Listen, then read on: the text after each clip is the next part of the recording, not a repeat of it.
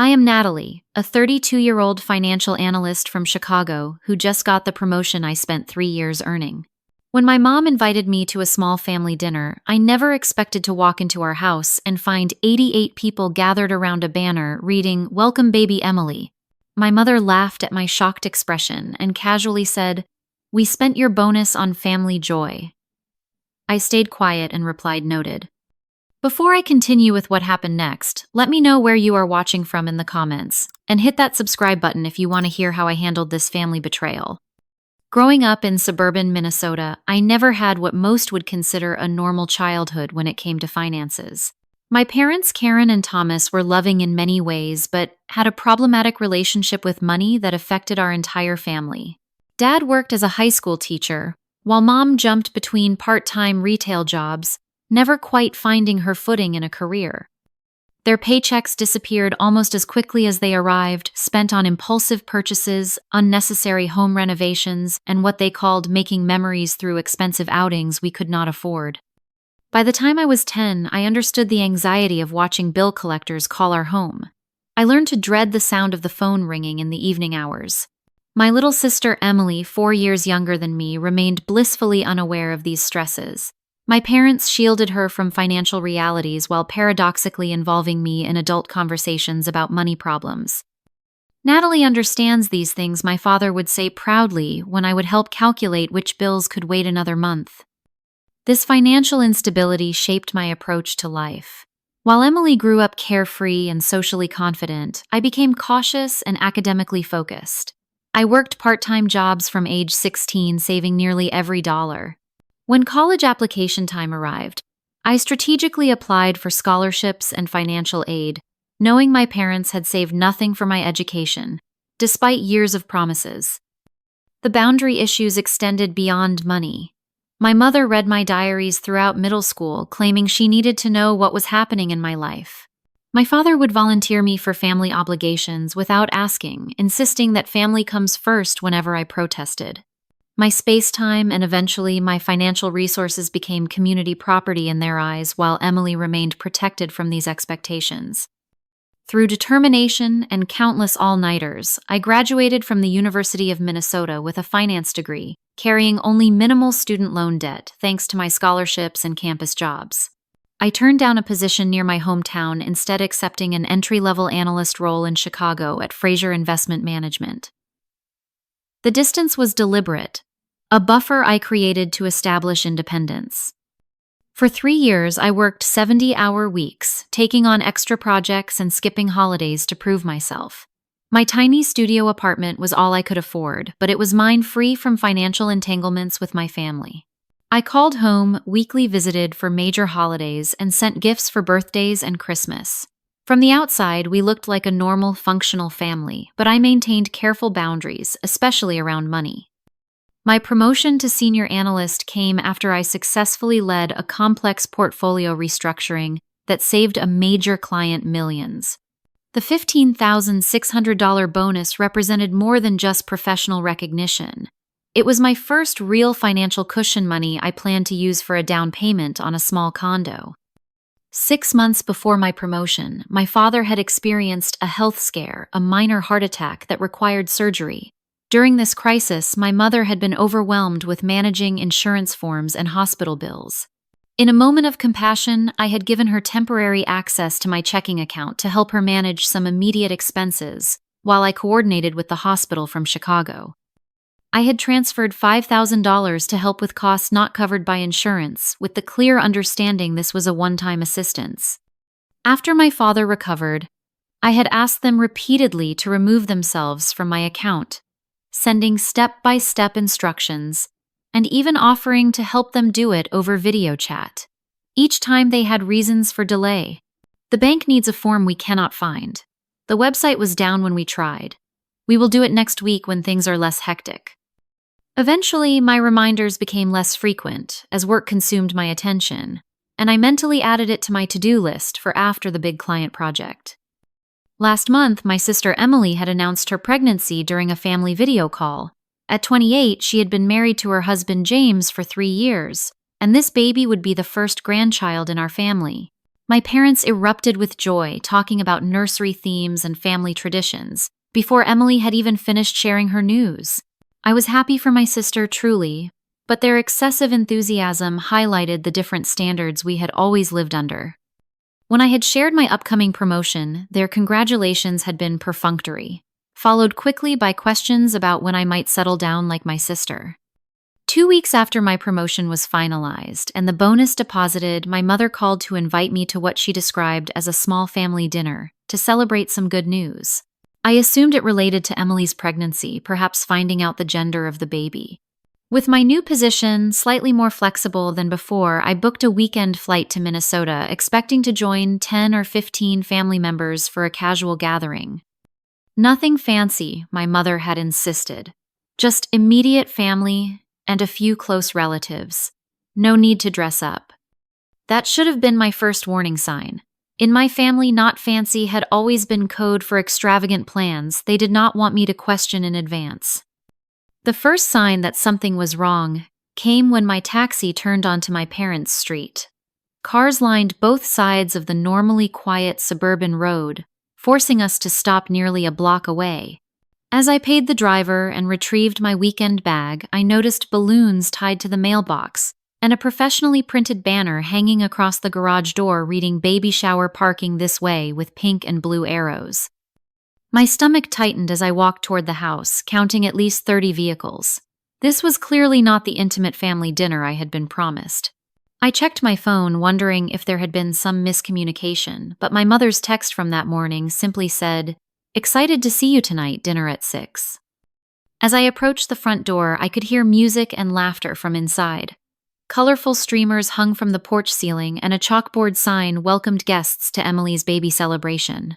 Taking a deep breath, I knocked, then immediately questioned why I was knocking at my parents' house like a stranger. The door swung open to reveal my cousin Amber, whom I had not seen in at least 2 years. She squealed with delight and pulled me into an unexpected hug. "The aunt of honor is here," she announced to the crowded entryway. Suddenly, I was surrounded by faces, some familiar and others barely recognizable. Distant relatives, family, friends, and people I had never met reached out to touch my arms and shoulders, congratulating me on becoming an aunt, as if I had accomplished something remarkable. I forced a smile, while internally calculating how quickly I could find my parents for an explanation. The living room and dining room had been transformed with elaborate decorations. A professional photographer snapped pictures in front of a custom backdrop featuring a sleeping cartoon baby. A dessert table stretched along one wall displaying cupcakes, cookies, and cake pops in pastel colors. Gift bags lined another table with "Thank you for celebrating with us" tags. The kitchen island was covered with catered food in warming trays, nothing like the home-cooked meal I had expected. I spotted my father near the backyard door, holding court with several men I recognized as his brothers and golf buddies. He waved enthusiastically when he saw me, but made no move to approach. My sister Emily sat in a decorated chair in the center of the living room, a mommy-to-be sash across her chest, looking radiant and completely at ease with the attention. Finally, I found my mother directing a young woman who appeared to be a hired server. She brightened when she saw me and hurried over with outstretched arms. "Natalie, you made it. Isn't this wonderful?" She gestured around at the crowded room. "Everyone is so excited about the baby." "Mom," I said quietly, trying to keep the edge from my voice, "you told me this was a small family dinner. There must be almost 100 people here." She laughed dismissively. "Oh, it started that way, but you know how these things grow. Once we started planning, we realized we couldn't leave anyone out. The final count is 88 guests. Can you believe it?" I looked around at the professional setup. "This looks like it cost a fortune. How did you afford all this?" My mother's smile didn't falter as she looped her arm through mine and led me toward a quieter corner. "Well, that's part of the wonderful timing. Your bonus came through just when we needed it. Your father and I are so proud of your success. And what better way to use that money than bringing joy to the whole family?"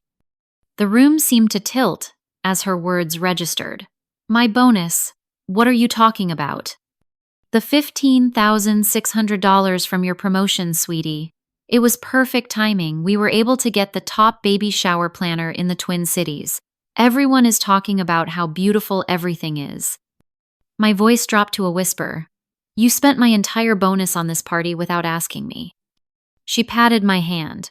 Not just the party. We also put a deposit on a crib and changing table set for Emily, and we're covering the professional maternity photo shoot next month. Family comes first, Natalie.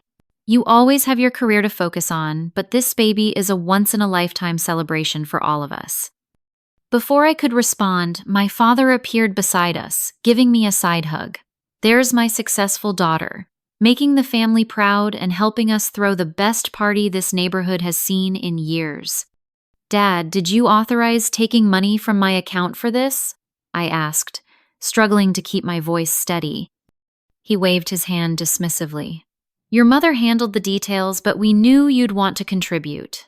You can always earn more money with that fancy job of yours, but family moments like this are priceless.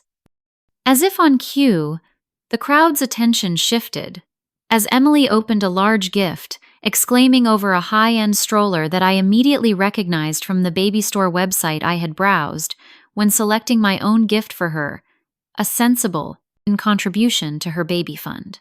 The stroller cost over $1,000, and based on the tag, my mother was now proudly displaying to the guests it had been purchased with love from Grandma and Grandpa.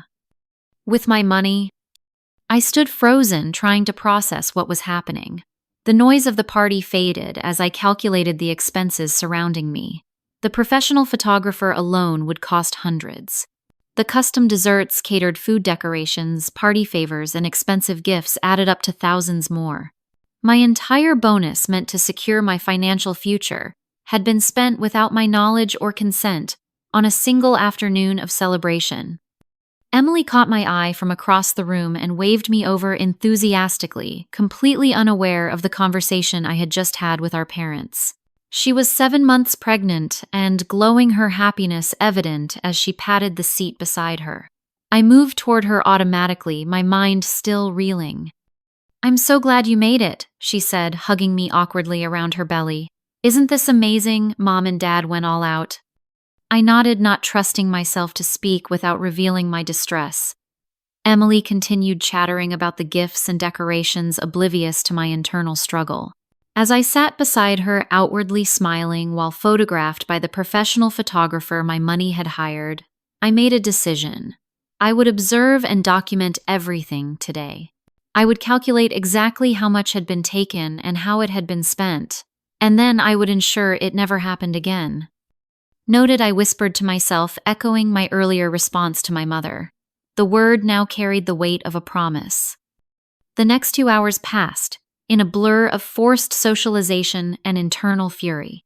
I was seated at the main table with Emily, and our parents expected to participate in elaborate baby shower games that had clearly been planned by a professional party coordinator. We played Guess the Baby Food, where blindfolded guests tasted jarred baby foods and tried to identify them. Next came Baby Bingo, with custom-printed cards featuring Emily's preferred baby items. The prizes for winners were monogrammed candles and bath sets that I estimated cost at least $30 each. Throughout the activities, I quietly observed and mentally tallied expenses. The custom-printed napkins with Welcome Baby Jackson, or Charlotte in silver foil. The professional flower arrangements on every table. The signature mocktail station with a hired bartender mixing non-alcoholic drinks. Each element represented dollars drained from my account without my consent. During a lull in the festivities, I excused myself to use the restroom and instead slipped into my father's home office. I quickly checked my bank account on my phone, confirming my suspicions. A series of large withdrawals had depleted almost the entire bonus amount over the past 10 days. The most recent transaction had been just yesterday, probably for last-minute party additions. When I returned to the living room, a group of women I barely recognized were clustered around my mother, exclaiming over photo albums. As I approached, I realized they were looking at newly printed photographs of Emily's nursery, complete with high-end furniture and custom wall treatments. The designer finished installing everything yesterday, my mother was saying proudly. We wanted to have it ready well before the baby comes. The glider alone took 8 weeks to arrive. One of the women, an older family friend, noticed me hovering at the edge of the group. "Natalie, your mother was just telling us how you contributed to making your sister's nursery so beautiful. Such a generous aunt already." My mother beamed at me. "Natalie's success has been such a blessing to our family. The timing of her bonus couldn't have been more perfect for getting everything ready for the baby." Something inside me snapped. "May I speak with you in the kitchen, Mom?" I asked, my voice tight. In the relative privacy of the kitchen, I confronted her directly. "You had no right to use my money for any of this. That bonus was my money that I earned. Do you have any idea how many hours I worked for that?"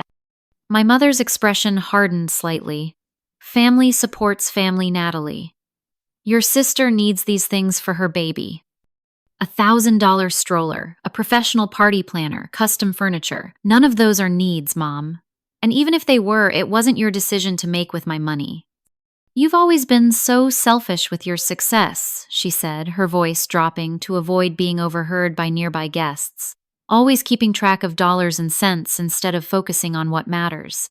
This baby is bringing our family together and you're worried about your bank account." "Because it's my bank account. Money I earned and saved for my future."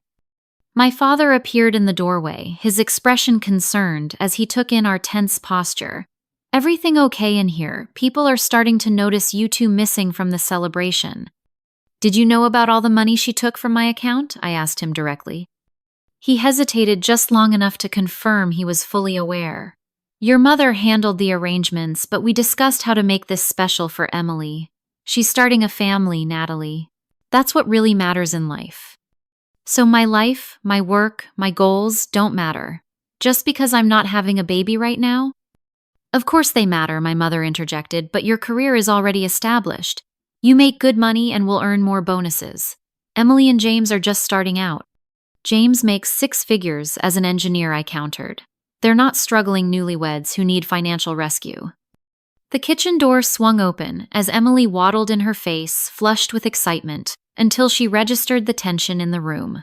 "What's going on? They're about to start the diaper raffle drawing." My mother quickly composed her features. "Nothing to worry about, sweetie. Natalie and I were just having a little disagreement about some family finances." Emily looked between us. "What finances?"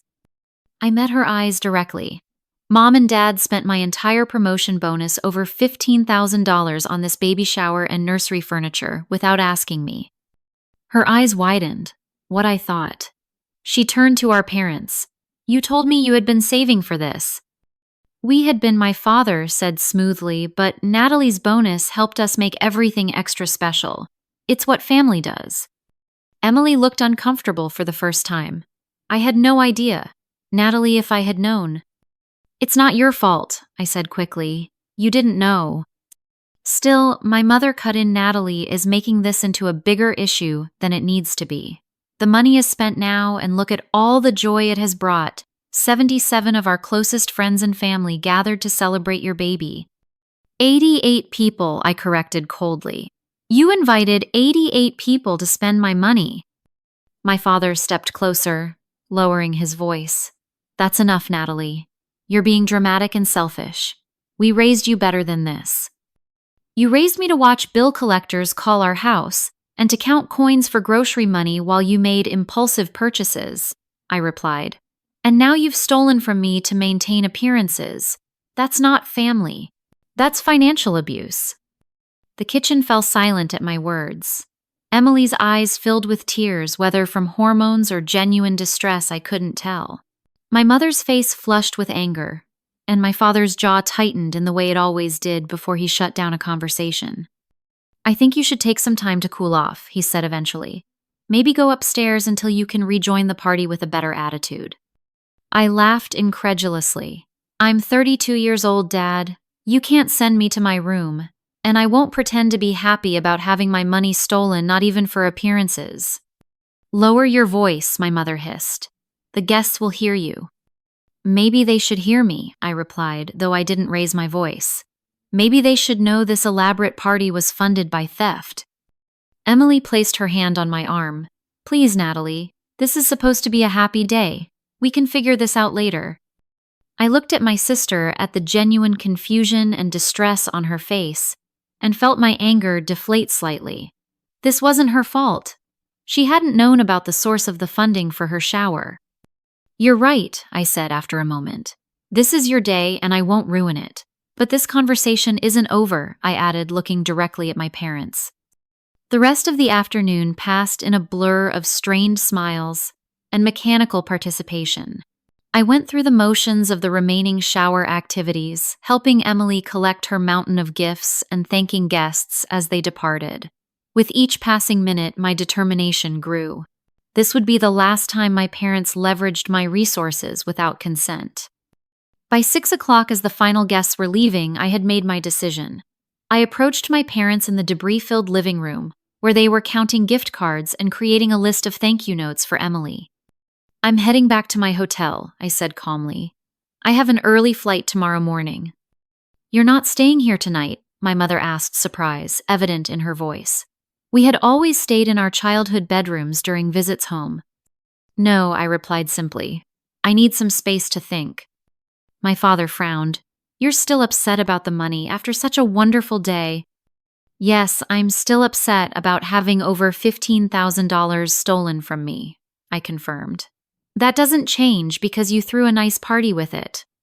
"Nothing was stolen," my mother insisted. "We had access to that account for emergencies." "This wasn't an emergency. This was a choice you made with my money without my knowledge or consent, and I'll be dealing with it when I get back to Chicago." I hugged Emily goodbye, whispering that I would call her tomorrow, then left, without further discussion. As I waited for my rideshare at the end of the driveway, I could see my parents through the front window already dismissing my concerns as they returned to cataloging the day's success. They had no idea what was coming next. The drive to my hotel provided much-needed solitude to process the day's events and formulate a plan. The Uber driver, sensing my mood, kept the radio on low and didn't attempt conversation beyond confirming my destination. I stared out the window at the familiar Minnesota suburbs passing by my mind, cycling through shock, anger, and finally cold determination. By the time I reached the modest chain hotel near the airport, I had outlined my approach. This wasn't just about reclaiming my bonus. It was about establishing boundaries that should have been set years ago. In my room, I ordered a simple dinner through room service and opened my laptop. First, I created a detailed document recording everything I could remember about the unauthorized transactions. Dates, amounts, and purposes were listed in a spreadsheet, along with notes about my parents' admissions regarding how they had spent the money. I estimated the baby shower alone had cost at least $8,000, based on the catering decorations, photographer, and other elements I had observed. Next, I researched banking regulations regarding unauthorized account access.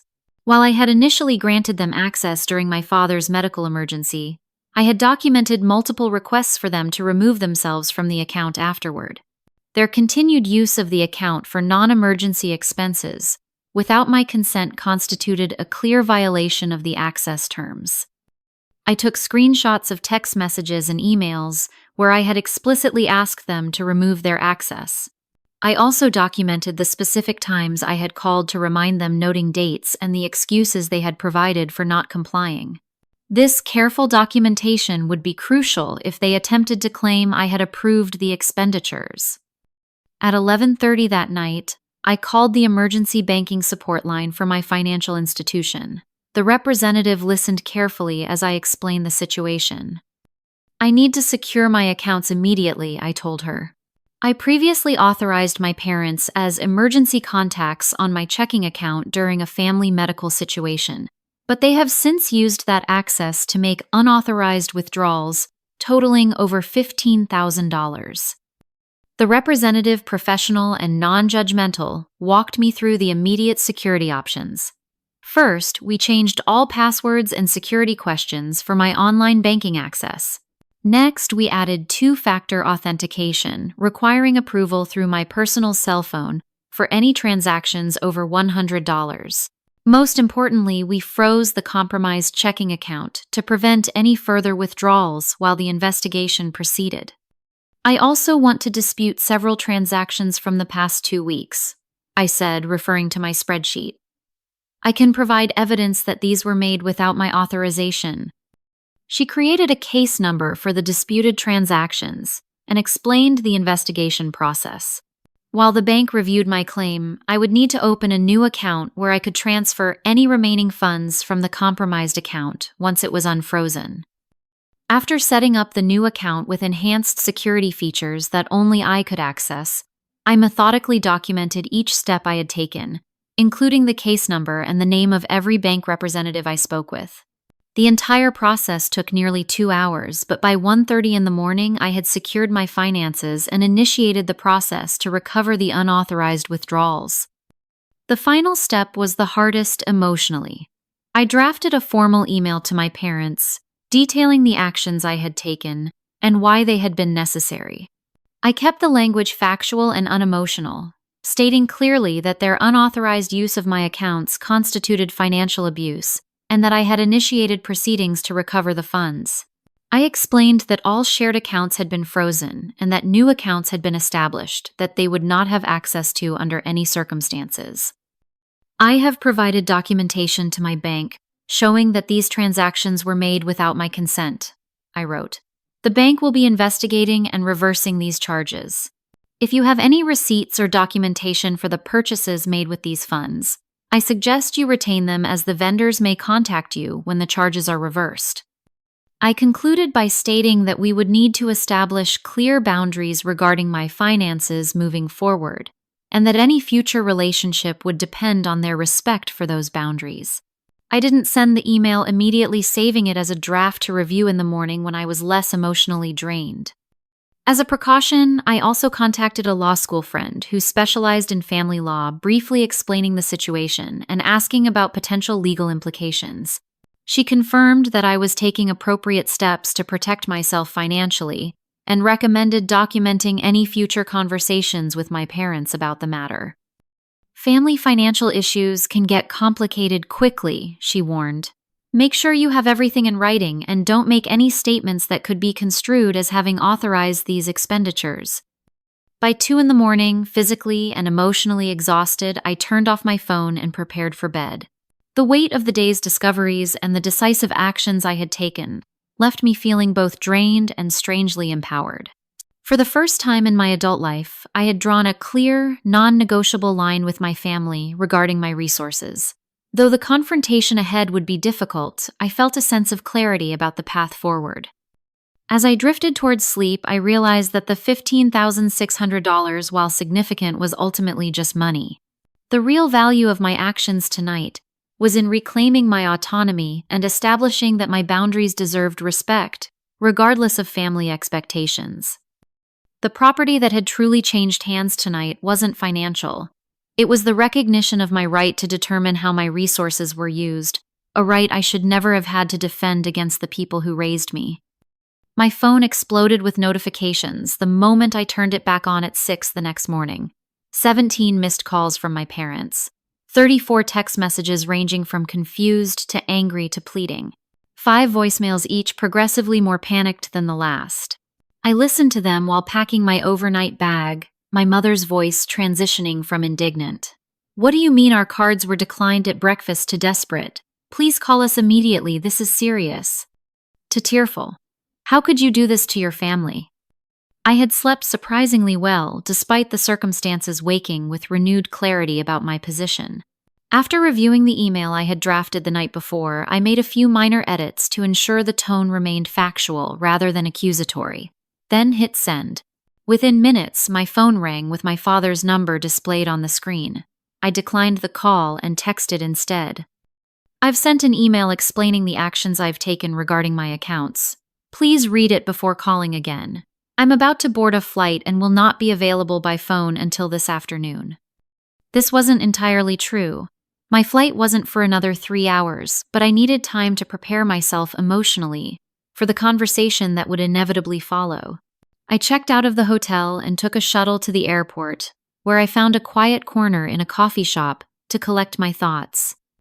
By 9 o'clock, a new email appeared from my mother, the subject line reading, "This is an emergency."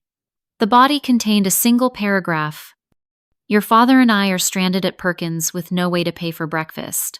The baby shower vendors are calling because their final payments were declined. Emily is in tears because the nursery furniture delivery was canceled. How could you do this to us without warning? This is cruel and unnecessary. Call us immediately. I took a deep breath and composed a brief, clear response. The emergency here is that you took over $15,000 from my account without permission. I've initiated the process to recover those funds. The vendor's issues are a result of your unauthorized spending, not my protection of my own finances. I suggest you use your own credit cards or checking accounts to cover these expenses. Within minutes, my sister Emily texted, "What's going on? Mom and Dad are freaking out about accounts being frozen. They say you're punishing me for the baby shower." I called her immediately, wanting to ensure she understood my actions weren't directed at her. "Emily, I'm sorry you're caught in the middle of this," I began when she answered. "Mom and Dad spent my entire promotion bonus without my knowledge or permission. I'm not punishing anyone, just protecting my money from further unauthorized use." "But they said you froze everything right when the nursery furniture was about to be delivered," she said, her voice small and confused. "They said you were jealous of the attention I'm getting." "That's not true," I said firmly. "I love you and I'm excited about the baby. But Mom and Dad stole from me to pay for that furniture. They had no right to use my bonus that way." "They said you gave them access to your accounts," she countered, though with less certainty. "For a medical emergency last year, yes. Not for buying baby furniture or throwing elaborate parties. I've asked them multiple times to remove themselves from my accounts, and they ignored me.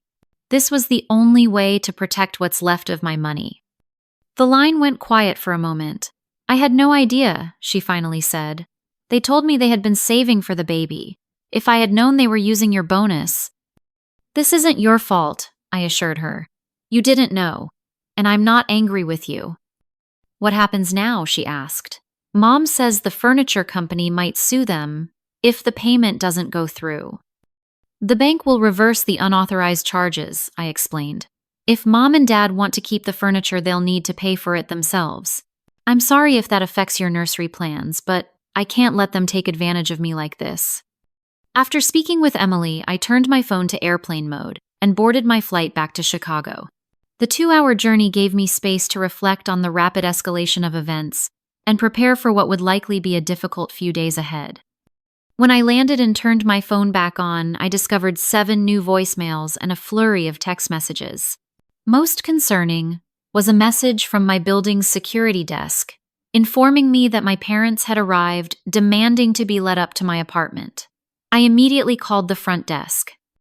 "This is Natalie Henderson in apartment 2104. I understand my parents are there." "Yes, Miss Henderson," the security guard confirmed. "They're quite insistent about needing to speak with you. They say it's a family emergency." "It's not an emergency," I replied firmly. "I do not want them admitted to the building. If they refuse to leave, please contact the police." "Understood, Miss Henderson." My hands shook slightly as I ended the call. The situation had escalated beyond what I had anticipated. My parents had driven over 7 hours from Minnesota to Chicago, apparently leaving immediately after receiving my email. Their willingness to make that journey without warning demonstrated just how seriously they were taking the financial consequences of their actions, if not the violation itself. By the time my taxi reached my apartment building, the security guard informed me that my parents had finally left after he threatened to call law enforcement. They had, however, left a handwritten note that he handed me as I entered the lobby.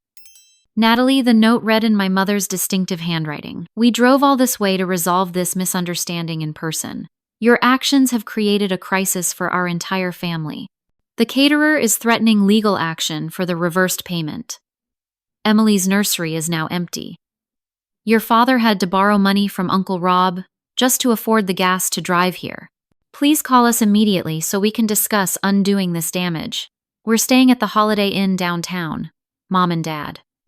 Not once in the note did they acknowledge taking my money without permission or express remorse for violating my boundaries. The focus remained entirely on the consequences they were facing rather than the actions that had precipitated them. In my apartment, I finally allowed myself to fully process the emotional impact of the past 24 hours. I had stood up to my parents more decisively than ever before, and the backlash was intense but not unexpected. Years of enabling their behavior had created a dynamic where they felt entitled to my resources. Breaking that pattern would inevitably be painful for everyone involved. I called my friend Lisa, a colleague at the investment firm who had become a trusted confidant. As I recounted the events of the weekend, her initial shock gave way to supportive indignation. "They stole your bonus and then acted like you're the problem for protecting your money. That's gaslighting, pure and simple," she said. "You did the right thing, Natalie. Don't let them make you doubt yourself." "I don't doubt my decision," I replied, "but I didn't expect them to show up in Chicago or for things to get this messy." "They're escalating because you're changing the rules of engagement," Lisa observed. "They've always counted on you giving in to keep the peace. Now that you're standing firm, they're pulling out all the stops to regain control." After speaking with Lisa, I contacted the therapist I had been seeing sporadically since moving to Chicago. Dr. Marquez agreed to a virtual emergency session that evening, during which she helped me process my feelings and prepare for potential confrontations in the coming days. "What you're describing is a classic family system disruption," she explained. "You've changed the established dynamic by setting a firm boundary, and the entire system is responding with resistance. This is painful but necessary if you want healthier relationships moving forward." By Monday morning, my bank had confirmed that 16 separate transactions to various vendors had been flagged for investigation. The process of reversing these charges would take 7 to 10 business days, during which time my parents would likely continue pressuring me to withdraw my claims. I drafted a clear professional email to my supervisor explaining that I was dealing with a family financial situation that might require some flexibility in my schedule over the coming week. Without sharing excessive details, I noted that I might need to take personal calls during the day and potentially 1 or 2 personal days if legal matters arose. As I prepared for the work week ahead, I felt a strange mix of exhaustion and resolve. The property that had changed hands wasn't just financial anymore. It was the power dynamic in my family shifting from their control to a more balanced relationship where my boundaries would need to be respected. The road ahead would be difficult, but for the first time in my adult life, I felt fully in control of my relationship with my parents. Whatever happened next would be on my terms, not theirs. 5 days after freezing my accounts, I sat in a private room at a neutral location, a mediation center in downtown Chicago.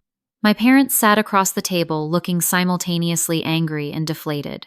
Emily and her husband James had driven down from Minnesota to join us, after Emily had insisted on being present for what she called fixing our broken family. A professional mediator, Miss Winters, whom I had hired at my own expense, completed our group. The preceding days had been a storm of escalating accusations and attempts at emotional manipulation. My parents had remained in Chicago, sending daily emails and messages alternating between guilt trips. Emily cried herself to sleep last night, worrying about the baby's room and threats. "The caterer's lawyer will be contacting you directly about the reversed payment." They had attempted to contact my supervisor at work, though thankfully our firm's strict privacy policies had prevented them from reaching him. Through it all, I had maintained my position, responding only with brief factual statements reiterating that the funds had been taken without my permission, and that the bank's investigation would proceed regardless of their pressure tactics. By Wednesday, my bank had confirmed that all 16 disputed transactions would be reversed with funds returning to my new secure account within 5 business days. Now seated in the calm, neutral space of the mediation center, the emotional temperature had cooled somewhat. My parents looked tired, the fight partially drained from them by days of unsuccessful attempts to regain control of the situation. Miss Winters began by establishing ground rules for our discussion. "We're here to address a serious breakdown in family communication and boundaries," she explained. "Each person will have uninterrupted time to share their perspective. Our goal is understanding and resolution, not assigning blame." When my turn came to speak, I had a prepared statement that I had refined with Dr. Marquez's help. Last year, during Dad's health crisis, I granted temporary access to my checking account for emergency expenses. I began, my voice steady despite my racing heart. After the crisis passed, I asked multiple times for that access to be removed. Instead of respecting that boundary, you used that access to spend my entire promotion bonus, $15,600, without my knowledge or consent. You spent it on a baby shower I wasn't told about until I arrived, nursery furniture I never agreed to purchase, and other expenses related to Emily's pregnancy. I looked directly at my parents. This wasn't an emergency. It wasn't a misunderstanding. It was a deliberate decision to use my money without asking me. That's financial abuse, and it reflects a pattern of boundary violations that has existed throughout my adult life. My father shifted uncomfortably in his seat. That's a very harsh characterization of what happened, he said, his voice tight. We've always supported you, paid for your education. I paid for my education through scholarships and jobs, I corrected him. And supporting me as a child doesn't give you the right to take my money as an adult. My mother interjected. We had access to that account. We thought it was a shared family resource. I sent 7 emails and called 9 times asking you to remove yourselves from that account, I replied, pulling out printed copies of the emails. Here are the dates and times. Each time you had an excuse for why you couldn't do it yet. Miss Winters gently redirected the conversation. Karen and Thomas, can you help me understand why you felt it was appropriate to use Natalie's bonus for these expenses? My father cleared his throat. Family resources should support family needs. Emily is starting a family, and we wanted to make that special. Natalie has her career and makes good money. We didn't think she would miss it with her salary. Did you consider asking Natalie if she wanted to contribute to these expenses? Miss Winters asked. An uncomfortable silence followed. Finally, my mother spoke. We knew she would say no.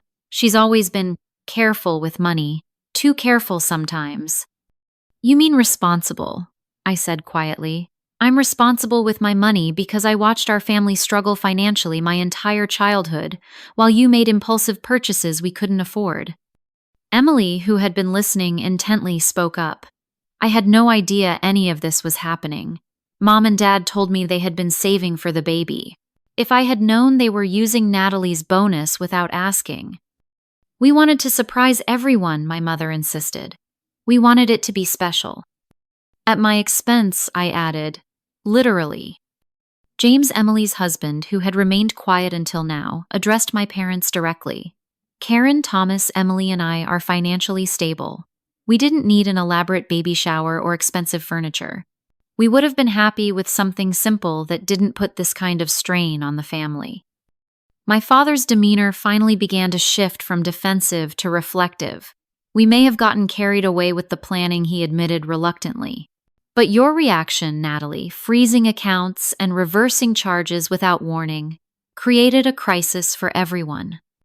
The crisis was created when you took $15,000 without permission, I countered. My actions were to protect what was left of my money and recover what was taken. As the mediation continued, a pattern emerged in my parents' thinking. They genuinely could not understand why I considered their actions theft rather than family support. In their worldview, family resources were communal, with parents having authority to direct those resources, regardless of whose name was on the account. The breakthrough came not through my arguments, but through Emily's tears. 2 hours into the session, after hearing the full extent of the financial and boundary violations, she turned to our parents. You've always treated Natalie differently, she said, her voice breaking. You've always expected her to take care of things, to be the responsible one, while I got the support and celebrations.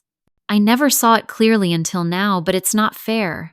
And taking her money without asking wasn't just unfair, it was wrong. My father's rigid posture finally softened. We wanted to give you the perfect start to motherhood, he said to Emily. We got caught up in that vision and made poor choices about how to fund it. That's still not an apology to Natalie, Emily pointed out. After a long moment, my father turned to me. I'm sorry we used your money without permission, he said, the words clearly difficult for him.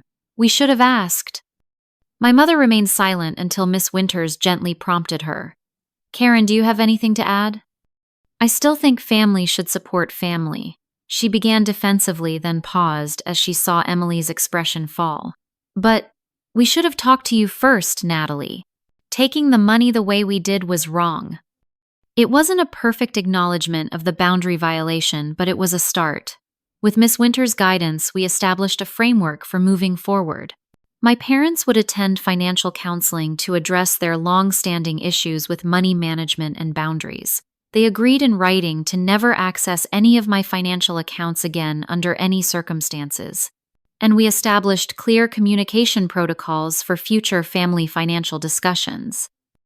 Most importantly, they acknowledged that the reverse charges were a consequence of their actions, not mine, and agreed to handle any fallout with vendors without involving me further.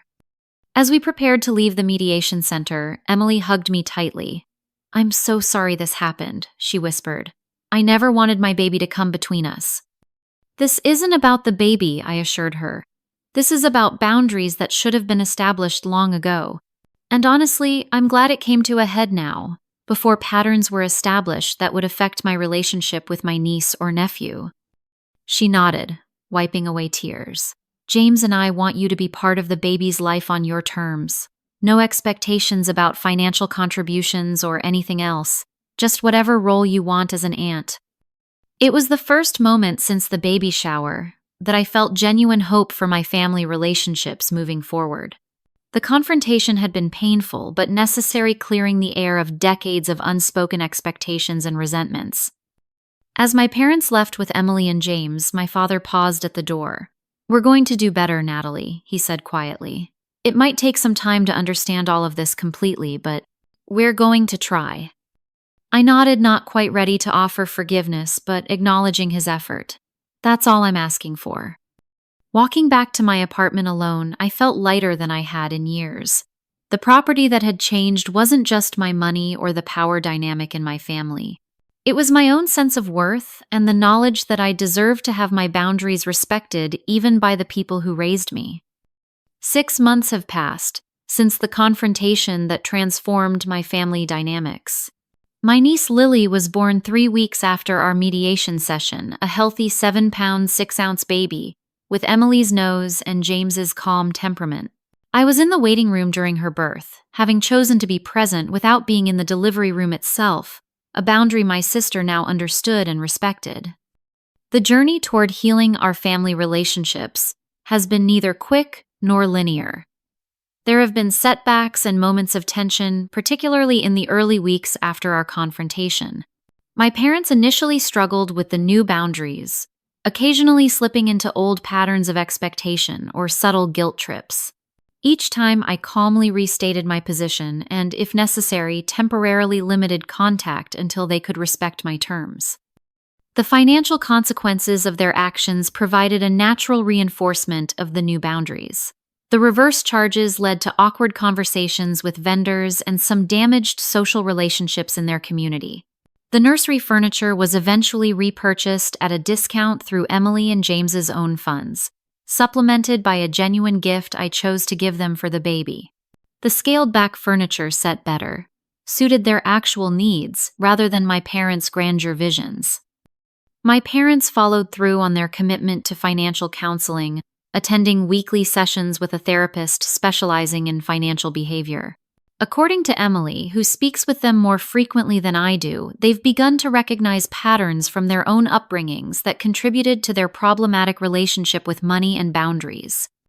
My father, particularly, has developed new insight into how his parents' Depression-era mentality created both excessive frugality in some areas and compensatory splurging in others. My own therapeutic journey has deepened as well. Working with Dr. Marquez, I've explored how being parentified as a child, forced to understand and worry about adult financial matters, shaped my approach to money and relationships.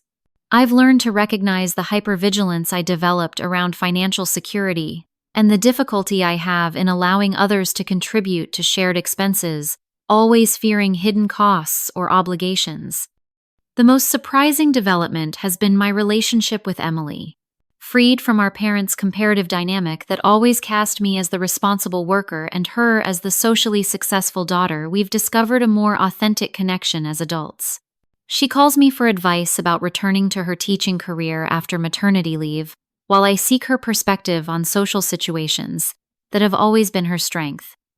When I visit Minnesota now, I often stay at her house rather than our parents' home, building a relationship with baby Lily on my own terms. Professionally, the clarity and confidence I gained from standing firm on my boundaries has translated into greater assertiveness at work. 3 months ago, I successfully negotiated a project leadership role that I might previously have hesitated to pursue, fearing it would create conflict with colleagues. My ability to clearly state my qualifications, without apology or excessive justification, impressed senior management, resulting in additional responsibilities and compensation. The financial security I fought to protect has grown through careful planning. The recovered bonus combined with my increased salary has allowed me to make a down payment on a small but well-located condo in Chicago. I closed on the property last month, a milestone I celebrated by hosting a small housewarming gathering with local friends, including Lisa, who has become an even closer confidant through this experience. I've also found unexpected purpose in sharing what I've learned about financial boundaries. After mentioning my experience in a women's professional development group at work, I was asked to create a lunch and learn presentation on financial independence and boundary setting. The response was overwhelming, with many attendees sharing similar experiences of family financial entanglements. I've since developed this into a more comprehensive workshop that I've presented at 3 community centers in Chicago. My relationship with my parents continues to evolve gradually. We speak twice monthly by phone, with conversations that remain somewhat surface level, but are no longer fraught with tension. I visited them briefly during my last trip to Minnesota, a day visit that ended before old patterns could reemerge.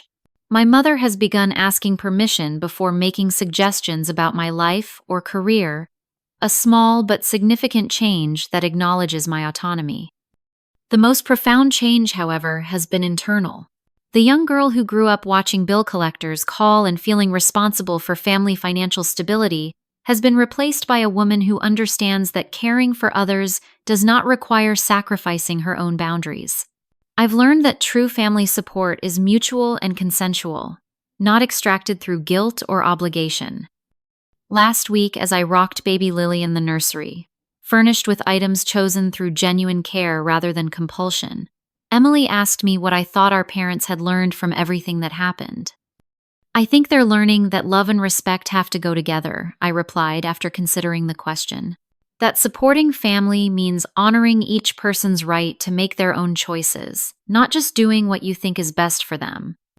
"That's what I want for Lily," Emily said, watching her daughter drift toward sleep in my arms. "To know she's loved unconditionally, but also respected as her own person." "Then you've already learned the most important lesson from all of this," I told her. As I reflect on the journey from that shocking moment at the small family dinner to where I stand today, I realize that the property that changed most fundamentally was not financial. It was the recognition of my inherent worth and right to self-determination, a property no one can take without my consent. Have you ever had to establish difficult boundaries with family members who didn't respect your financial independence? How did you handle that conversation? And what was the outcome? I'd love to hear your thoughts in the comments below. If this story resonated with you, please like and subscribe to hear more about navigating complicated family dynamics and building healthy boundaries. Thank you for listening to my journey, and remember that protecting your own well-being isn't selfish, it's necessary for authentic relationships to flourish.